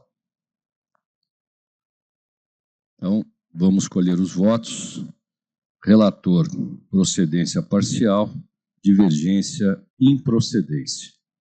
Eu sou o primeiro a votar, todos já conhecem a minha posição nesse campo, sobretudo agora, com esse julgamento mais recente, julgamento mais recente do Supremo e posterior à DPF apontado pelo desembargador Ricardo Dipp. Eu, data vênia, estou acompanhando a divergência como voto, eminente vice-presidente. Com a devida vênia, com a divergência. Como voto, eminente corregedor-geral da Justiça. Com devido respeito, com o eminente relator. Como vota desembargador Damião Koga. Data vênia com a divergência. Como voto desembargador Vico Manhas. Com o relator, senhor. Como voto desembargador Campos Melo. Senhor presidente, data vênia, acompanho o relator. Desembargador Viana Cotrim. Data vênia com o relator. Desembargador Matheus Fontes. Também com o eminente relator. Desembargador Costabile Solimene. Divergência. Desembargadora Luciana Bresciani. Com a devida vênia, senhor presidente, com a divergência. Desembargador Luiz Fernando Nishi. Data vênia com o relator. Desembargador Jarbas Gomes. Senhor presidente, peço licença ao eminente desembargador Ricardo Dipp, mas eu irei acompanhar o relator. Desembargadora Márcia Dalladea Baroni. Com o relator, senhor presidente. Desembargador Tasso Duarte de Mello. Ainda com muita dúvida com o relator, senhor presidente. Desembargadora Silvia Rocha. Com todo respeito, com o relator, senhor presidente. Desembargador Noivo Campos. Com a divergência, senhor presidente. Desembargador Carlos Monerá. Data vênia com a divergência, senhor presidente. Desembargador Renato Rangel Desinado. Com o relator. Desembargador Melo Bueno. Com a devida vênia com o relator. Desembargador Gomes Varjão. Senhor presidente, eu voto com a divergência. Desembargador Álvaro Torres. Data vênia com o relator. E desembargador Correia Lima. Presidente, com a devida vênia, com o relator.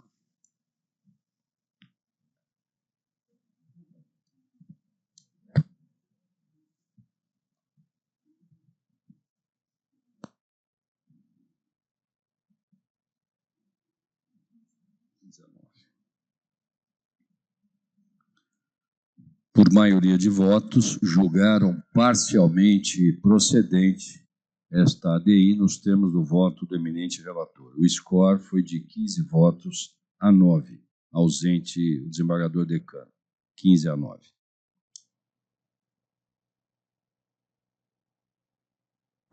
Pois não, desembargador Dipp. Insuspeitamente, eu proponho a consideração de Vossa Excelência e dos colegas que nós adotemos, então, neste caso, dada a diferença de votos já ser bastante significativa, que nós adotemos, doravante, uma posição de julgar, nesse caso, na forma que o relator sugeriu. Continuar com essa... Pela ordem, desembargador Gastão. Que não é conveniente que nós solidifiquemos, quer num sentido, quer no outro, porque hoje há muitos titulares do órgão faltantes. O decano, o desembargador Getúlio, o desembargador Haroldo, o desembargador Fábio, o desembargador Luiz Antônio. São 5 integrantes efetivos do órgão especial que estão ausentes. Então, eu acho melhor que nós aguardemos antes de sedimentarmos a nossa jurisprudência. Apenas isso. Eu, por hora, ia fazer a mesma ponderação, desembargador Dipp, que se aguarde uma formação mais efetiva, né, para que cheguemos a uma deliberação. Mas eu, mais uma vez, concito a todos, inclusive a mim mesmo, que sou divergente, que nós tentemos formular uma decisão uniforme, porque não é possível que um município posse e o do lado não, não é? Então nós temos que chegar a um consenso o quanto antes.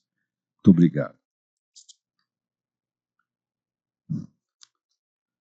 Tá. Próximo item é o 86 de ordem.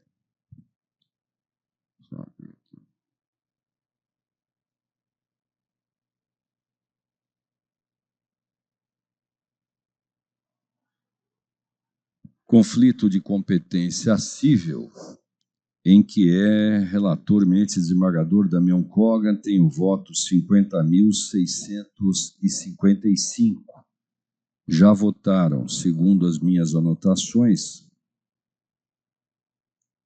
a desembargadora Márcia Dalladea Baroni, e foi adiado, já votou a relatora, a desembargadora Márcia Dalladea Baroni, e foi adiado em 24 de abril a pedido do desembargador Tasso Duarte de Mello, que tem a palavra.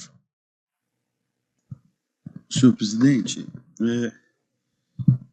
em todas as vênias do relator, estou acompanhando a divergência, porque entendo que houve uma alteração do pedido, nesse caso, e o pedido é de responsabilização da concessionária pelo inadimplemento da obrigação de guarda e disponibilização de imagens decorrentes do acidente.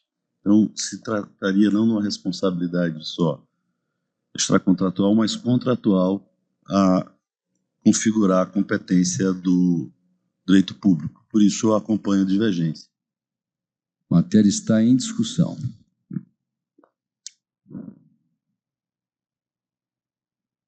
Vamos escolher os votos, então. Ambos julgam procedente o conflito. O eminente relator fixa a competência da 29ª Câmara de Direito Privado e a divergência à 9ª Câmara de Direito Público. Desculpe. Alguém falou alguma coisa? Não, Fernando. Como vota o eminente vice-presidente? Senhor presidente, como teve esse aditamento inicial, não só a folhas 39, em que nessa folhas 39 o aditamento foi só para justificar o pedido da gratuidade, mas depois a folhas 257, a autora desistiu da ação contra o caminhão vermelho, que ela havia rotulado, para prosseguir somente contra a Autoban, aí pelos fundamentos que trouxeram os votos divergentes. Eu acompanho a divergência. Como voto, eminente corregedor? Eu também acompanho a divergência, porque a prestação que se pede na inicial é uma obrigação de fazer, exibição de um vídeo por parte da concessionária. O fato de ter havido a conversão da prestação original em perda de danos não muda a natureza da demanda. As perdas de danos apenas tomam o lugar da prestação original, dado a impossibilidade do seu cumprimento. Portanto, me parece que a causa do pedido está bem fixada, eu acompanho a divergência também.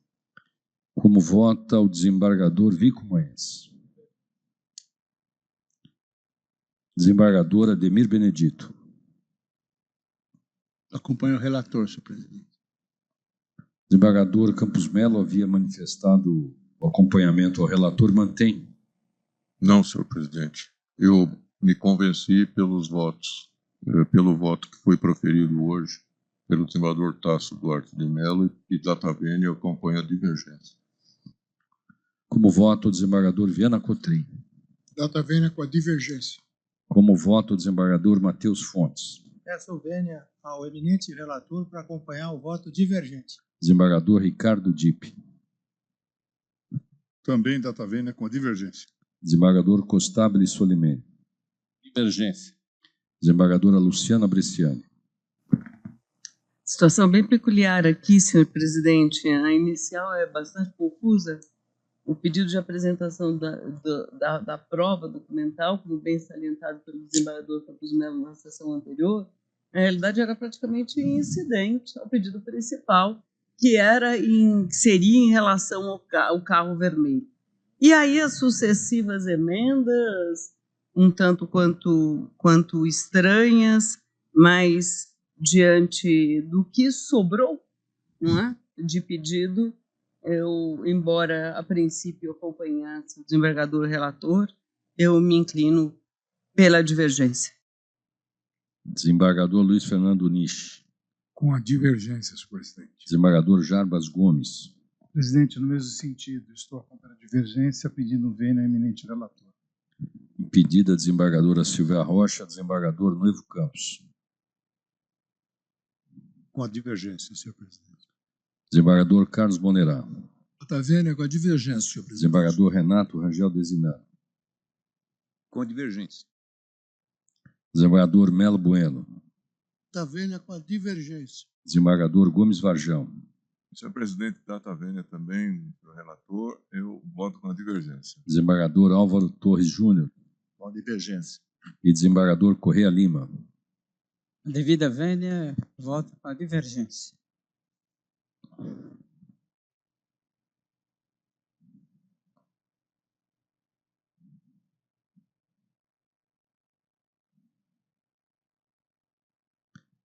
Por maioria de votos, julgaram procedente o conflito e competente acolhendo a 9ª Câmara de Direito Público. Foram 20 votos a 2.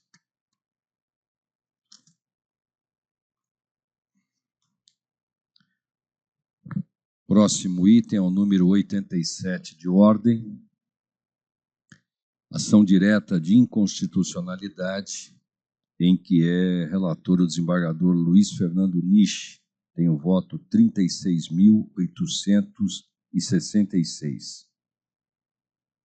Na sessão, já votou, neste caso, a desembargadora Luciana Bresciani, com o voto 31.543, e na sessão de 24 de abril, o julgamento foi adiado a pedido do desembargador Jarbas Gomes, que tem a palavra. Senhor presidente, muito obrigado. De forma muito breve, eu não elaborei voto porque estou acompanhando o eminente relator.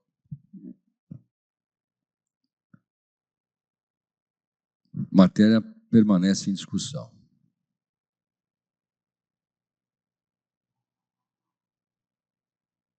Vamos escolher os votos. Eminente relator, julgação procedente.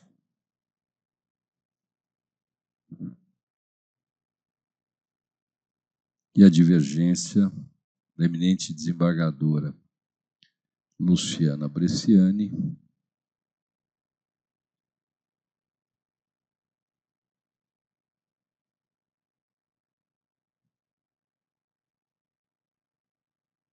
Só um minutinho, por gentileza, que apagou aqui.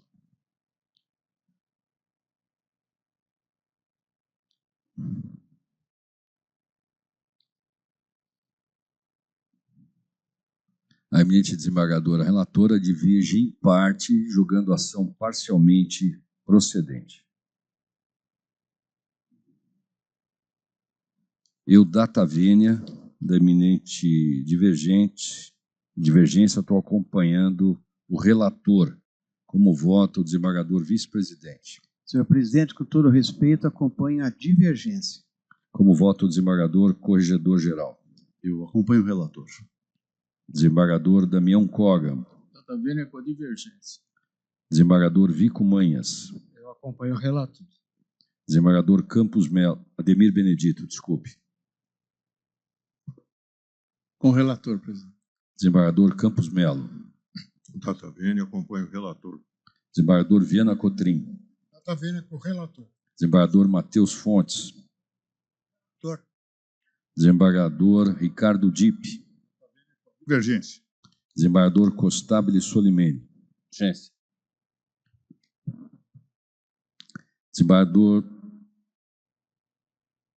Desembargadora Márcia Dalladea Baroni. Com o relator, senhor presidente. Desembargador Tasso Duarte de Melo. Com o relator, senhor presidente. Desembargadora Silvia Rocha. Com todo respeito, com o relator, senhor presidente. Desembargador Noivo Campos. Com o relator, senhor presidente. Desembargador Carlos Bonerá. Data vênia com a divergência, senhor presidente. Desembargador Renato Rangel Desinano. Com o relator. Desembargador Melo Bueno. Com o relator, data vênia. Desembargador Gomes Varjão. Com a divergência, senhor presidente. Desembargador Álvaro Torres Júnior. Com o relator. E desembargador Correia Lima. Com o relator, senhor presidente.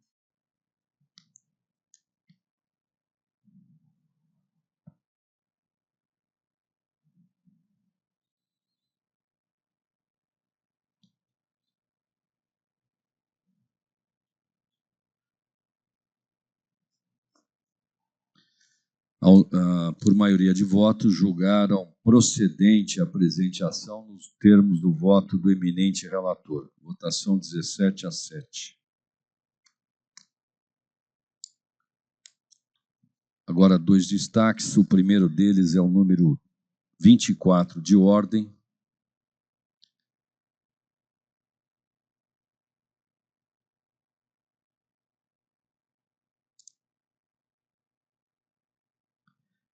Ação direta de inconstitucionalidade, em que é relator o desembargador Melo Bueno, tem o voto 56.575. Pediu destaque a desembargadora Luciana Bresciani. Tem a palavra o eminente relator. Senhor presidente, esta ação direta de inconstitucionalidade do município de Santo André, pela Lei 10.672, de 26 de junho de 2023, autoriza o Poder Executivo a instituir o projeto Câmara de Monitoramento Compartilhado nas residências, empresas, condomínios e comércios do município. Lei de iniciativa parlamentar. Ausência de vício de iniciativa. Matéria que não se insere em nenhuma daquelas previstas no rol taxativo do artigo 24, parágrafo 2º da Constituição Estadual. Falta de indicação de fonte de custeio, que não traduz infringência ao disposto no artigo 25 da Constituição Estadual, mas apenas inexequibilidade da norma no ano em que foi aprovada. Inconstitucionalidade, contudo, do parágrafo único do artigo 2º, artigos 3º, 7º e 9º da norma impugnada ao impor à administração pública os meios e forma para a execução da lei. Violação aos princípios da reserva da administração e da separação dos poderes. Reconhecimento. Violação dos artigos 5º, 25 e 144 da Constituição Estadual. Eu, pelo meu voto, senhor presidente, estou entendendo que a ação deva ser julgada parcialmente procedente. E eu adianto mais que essa questão já foi discutida aqui nesse órgão especial em sessão anterior, em que houve divergência a respeito da matéria. E eu, com a devida vênia, estou entendendo que a solução intermediária abordada no meu voto, com precedência desse órgão especial, deva ser adotada.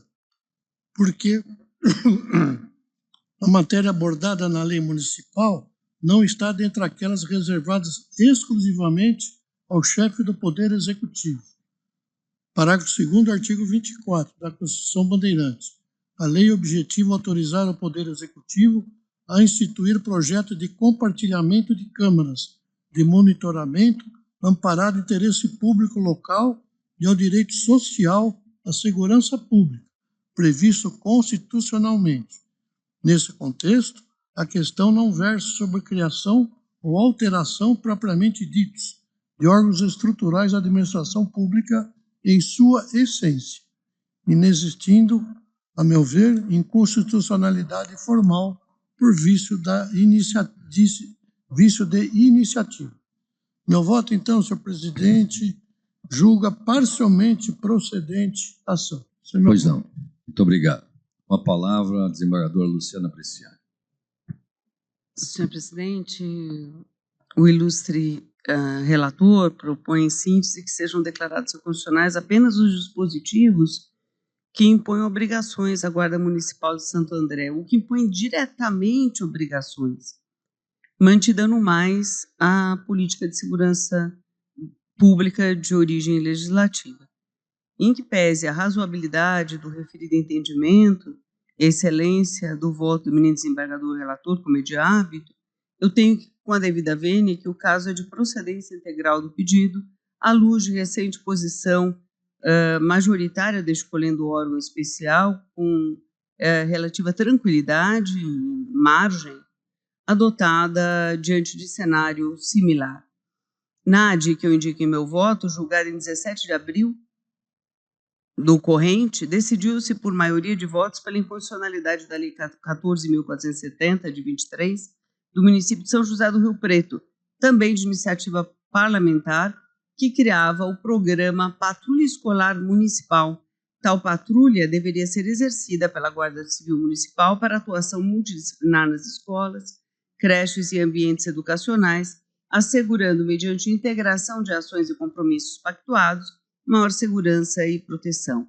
O excelentíssimo desembargador Matheus Fontes consignou no judicioso voto condutor que a lei impugnada ao instituir a denominada Patrulha Estadual Escolar Municipal não se limitou a estabelecer regras programáticas genéricas abstratas a serem adotadas pela administração em matéria de segurança escolar, mas sim criou obrigações. A Guarda Civil, instituição subordinada ao chefe do Poder Executivo, delimitou sua forma e modo de agir. Dessa maneira, interferiu em atos de planejamento. Na mesma esteira, minha declaração de voto, que eu transcrevo na parte pertinente, e destaco que houve amplo debate da questão em decorrência dos relevantes entendimentos divergentes manifestados, incluindo-se solução intermediária que se assemelha à hora proposta, tendo prevalecido o pedido de inconstitucionalidade integral, uma margem considerável de 17 votos nesse sentido. Levando em conta o princípio da colegialidade e a similaridade entre as leis analisadas, entendo que idêntico desfecho deve ser aqui adotado. A lei andreense, da mesma forma que a lei rio-pretense, possui como alicerce a atuação da Guarda Civil Municipal, com a qual deverão ser compartilhadas as imagens obtidas pelas câmaras de segurança de residências, condomínios, comércios locais para fins preventivos e repressivos de criminalidade. Tanto é assim, o artigo 10 prevê que os participantes do programa será conferida uma placa ou adesivo com os dizeres câmaras compartilhadas com a Guarda Civil. Esse compartilhamento, a evidência, é uma via de mão dupla, não é? Existe obrigação para quem compartilha e existe obrigação para quem recebe esses vídeos. A justificativa do projeto de lei também evidencia a ligação umbilical entre a Guarda Municipal e o programa, ao afirmar que a adesão de forma facultativa e voluntária será efetuada através do setor responsável da Guarda Municipal, que será detentor do acesso remoto, processamento das imagens e transmissão aos órgãos competentes em caso de ocorrências geradas através destas. Em suma, o cerne da política pública em questão envolve intrinsecamente a Guarda Civil Municipal, sem a qual o compartilhamento de imagens tornar-se inócuo. Eu prossigo com outras análises, mas me parece que isso é suficiente e, pelo meu voto, divirjo em parte do nobre desembargador relator para julgar procedente o pedido. Aproveitando apenas, senhor presidente, para pedir a oportunidade de cumprimentar o desembargador Álvaro Torres Júnior, que pela primeira vez participa de sessão de julgamento, escolhendo o órgão especial para a honra de todos nós, e também o procurador de justiça, doutor Nilo, da mesma maneira. Matéria está em discussão. Vamos colher os votos. Procedência parcial com o relator, procedência total com a divergência. Apesar de nós estarmos discutindo aqui, basicamente, compartilhamento de câmeras, eu vejo que é um pouquinho diferente da questão do patrulhamento, como foi no outro caso, mas ainda assim eu entendo que também há implicação na gestão da Guarda Municipal, de modo que, com todas as vênias, estou acompanhando a divergência. Como vota o desembargador vice-presidente? Senhor presidente, no caso aqui eu vejo certa diferença entre os dois casos, com todo respeito à divergência, porque aqui não se atribui diretamente uma função à Guarda Municipal, diferentemente do que foi feito naquele caso de São José do Rio Preto. E lá também eu acompanhei a divergência que foi manifestada. Então aqui estou acompanhando o relator. Como voto o desembargador Corregedor-Geral da Justiça? Eu também entendo que no caso concreto, o compartilhamento de imagens e a não gera, a princípio, uma despesa expressiva para o município e pode ser plantado mediante uma instalação de um programa de software. Então, entendo que essa autorização para o compartilhamento não é em si incondicional. Eu acompanho também o eminente relator. Desembargador Damião Koga. Com a divergência, data. Desembargador Vico Manhas. Com o relator. Desembargador Ademir Benedito. Com o relator. Desembargador Campos Melo. Data vênia, com o relator. Desembargador Viana Cotrim. Data vênia com o relator. Desembargador Matheus Fontes. O eminente relator para acompanhar o voto divergente. Desembargador Ricardo Dipp. Data vênia com a divergência, senhor presidente. Desembargador Costabile Solimene. Observação só, presidente. Fui eu quem abriu o problema com relação à patrulha. Portanto, por lógica, eu deveria acompanhar o desembargador Fernando. Mas aqui prevalece o que Vossa Excelência acabaram de suscitar, em 2 ou 3 julgamentos anteriores, a questão da colegialidade.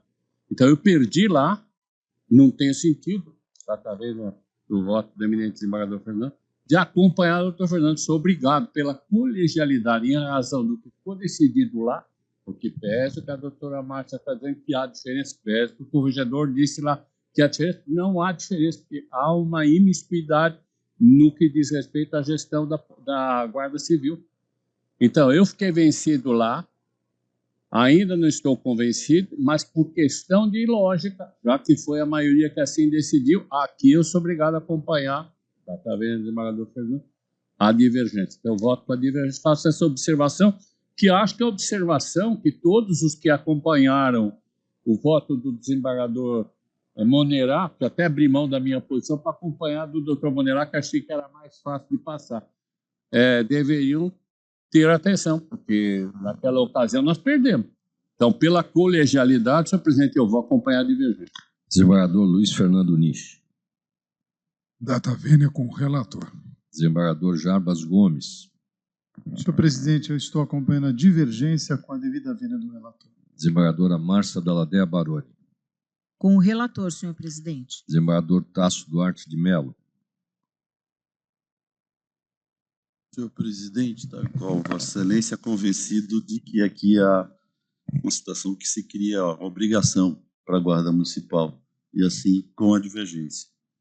Desembargadora Silvia Rocha. Com o relator, senhor presidente. Desembargador Noivo Campos.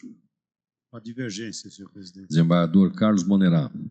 Senhor presidente, eu gostaria só de fazer um comentário. Nós temos recebido vários processos ligados à segurança pública. Segurança pública ou segurança escolar, o que para mim é até como diria um ex-presidente do Corinthians, um plus a mais, né? Alguma coisa a maior por causa da segurança das crianças e adolescentes. Eu vou acompanhar o relator porque eu penso que esse tipo de legislação tem que ser vamos dizer, alcunhada de importante, e a gente normalmente vai cair com a Guarda Civil Municipal. Normalmente vai cair. Agora, só tirar a Guarda Civil Municipal e vai contratar uma empresa terceirizada para fazer uma coisa que a própria Guarda Civil Municipal pode fazer. Então, eu voto com o relator e gostaria de deixar essa vamos dizer, reflexão a todos. Muito obrigado, desembargador Gomes Varjão. Senhor presidente, data vênia do senhor relator, eu voto com a divergência. Oi? Desculpe, pulei o meu amigo e colega Renato Rangel Dezinato. Que bom que pulou. Mas como voltou, eu voto com o relator. Desembargador Álvaro Torres Júnior. Relator? Sim. Isso, obrigado. Desembargador Correia Lima. Com o relator, senhor presidente.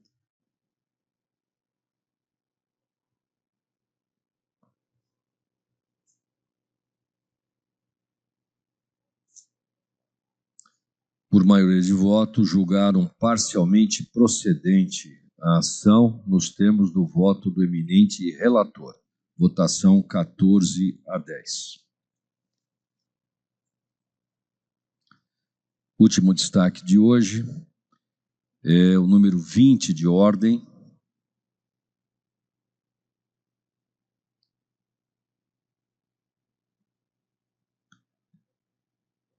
Pois não. É inusitado, mas quem pediu o destaque é o próprio relator. Foi o próprio relator, que sou eu. Então, já que foi Vossa Excelência, tem a palavra. É uma ação direta de inconstitucionalidade, é uma questão de matéria urbanística. Pois bem, ontem, às 16h59, foi protocolada uma petição por uma empresa denominada BS Novo Horizonte Empreendimentos Imobiliários SPE Limitada, por meio da qual essa empresa imobiliária dedicada à área de loteamentos, como está dito na própria petição, pediu ingresso nos autos como amicus curiae, pediu a suspensão do processo para que lhe seja concedido o prazo de 15 dias para que possa apresentar suas razões e, finalmente, como ser concedido esse prazo, que seja adiado o julgamento e que ela possa fazer sustentação oral. Chegou às minhas mãos só hoje essa petição e por isso eu resolvi trazer diretamente aqui ao órgão, porque o que quer que eu fosse decidir, eu submeteria aos meus pares. Eu proponho o indeferimento do ingresso como amicus curiae, porque, na verdade, ela está defendendo o interesse próprio de loteadora. E aí, por decorrência, eu proponho que não seja suspenso o julgamento e não seja concedido prazo para e não seja concedido a oportunidade para sustentação oral. Ou seja, eu proponho o indeferimento dos três. O primeiro indeferimento já torna prejudicados os demais, mas submeto isso à apreciação do órgão. É por isso que eu fiz o destaque. Pois não. Porque, inusitadamente, se ela tinha tanto interesse assim na demanda, ela podia protocolar essa petição um pouquinho antes, porque o processo já estava em mesa, a pauta é publicada, ela me protocola às 16h59 de ontem. Eu proponho o indeferimento. Em primeiro lugar, então, o eminente relator está propondo o indeferimento da admissibilidade dessa empresa como amicus curiae. Matéria em discussão, a unanimidade, então, indeferiram a admissão dessa empresa. Tem a palavra o relator para o mérito. No restante, o processo já estava até no bloco. Eu retirei do bloco, pedi que fosse retirado do bloco justamente por causa dessa peculiaridade. Mas eu estou julgando a ação procedente, não houve participação popular, é questão de matéria urbanística e apenas um edital de convocação, sem que houvesse ata ou coisa que o valha, dizendo que realmente tenha sido realizada a audiência de participação popular. Eu estou julgando a ação procedente, senhor presidente. Matéria em discussão. Então, a unanimidade de votos inadmitiram a empresa tal como amicus curiae e julgaram procedente a presente ação.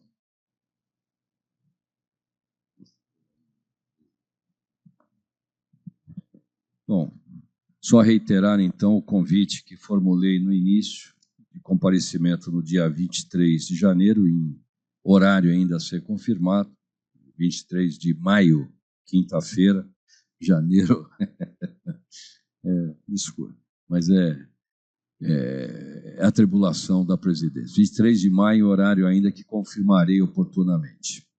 Com a palavra, desembargador Campos Melo. Senhor presidente, hoje eu gostaria de cumprimentá-lo efusivamente pela muito célere e serena condução dos trabalhos. Muito obrigado a todos. Declaro encerrada a presente sessão.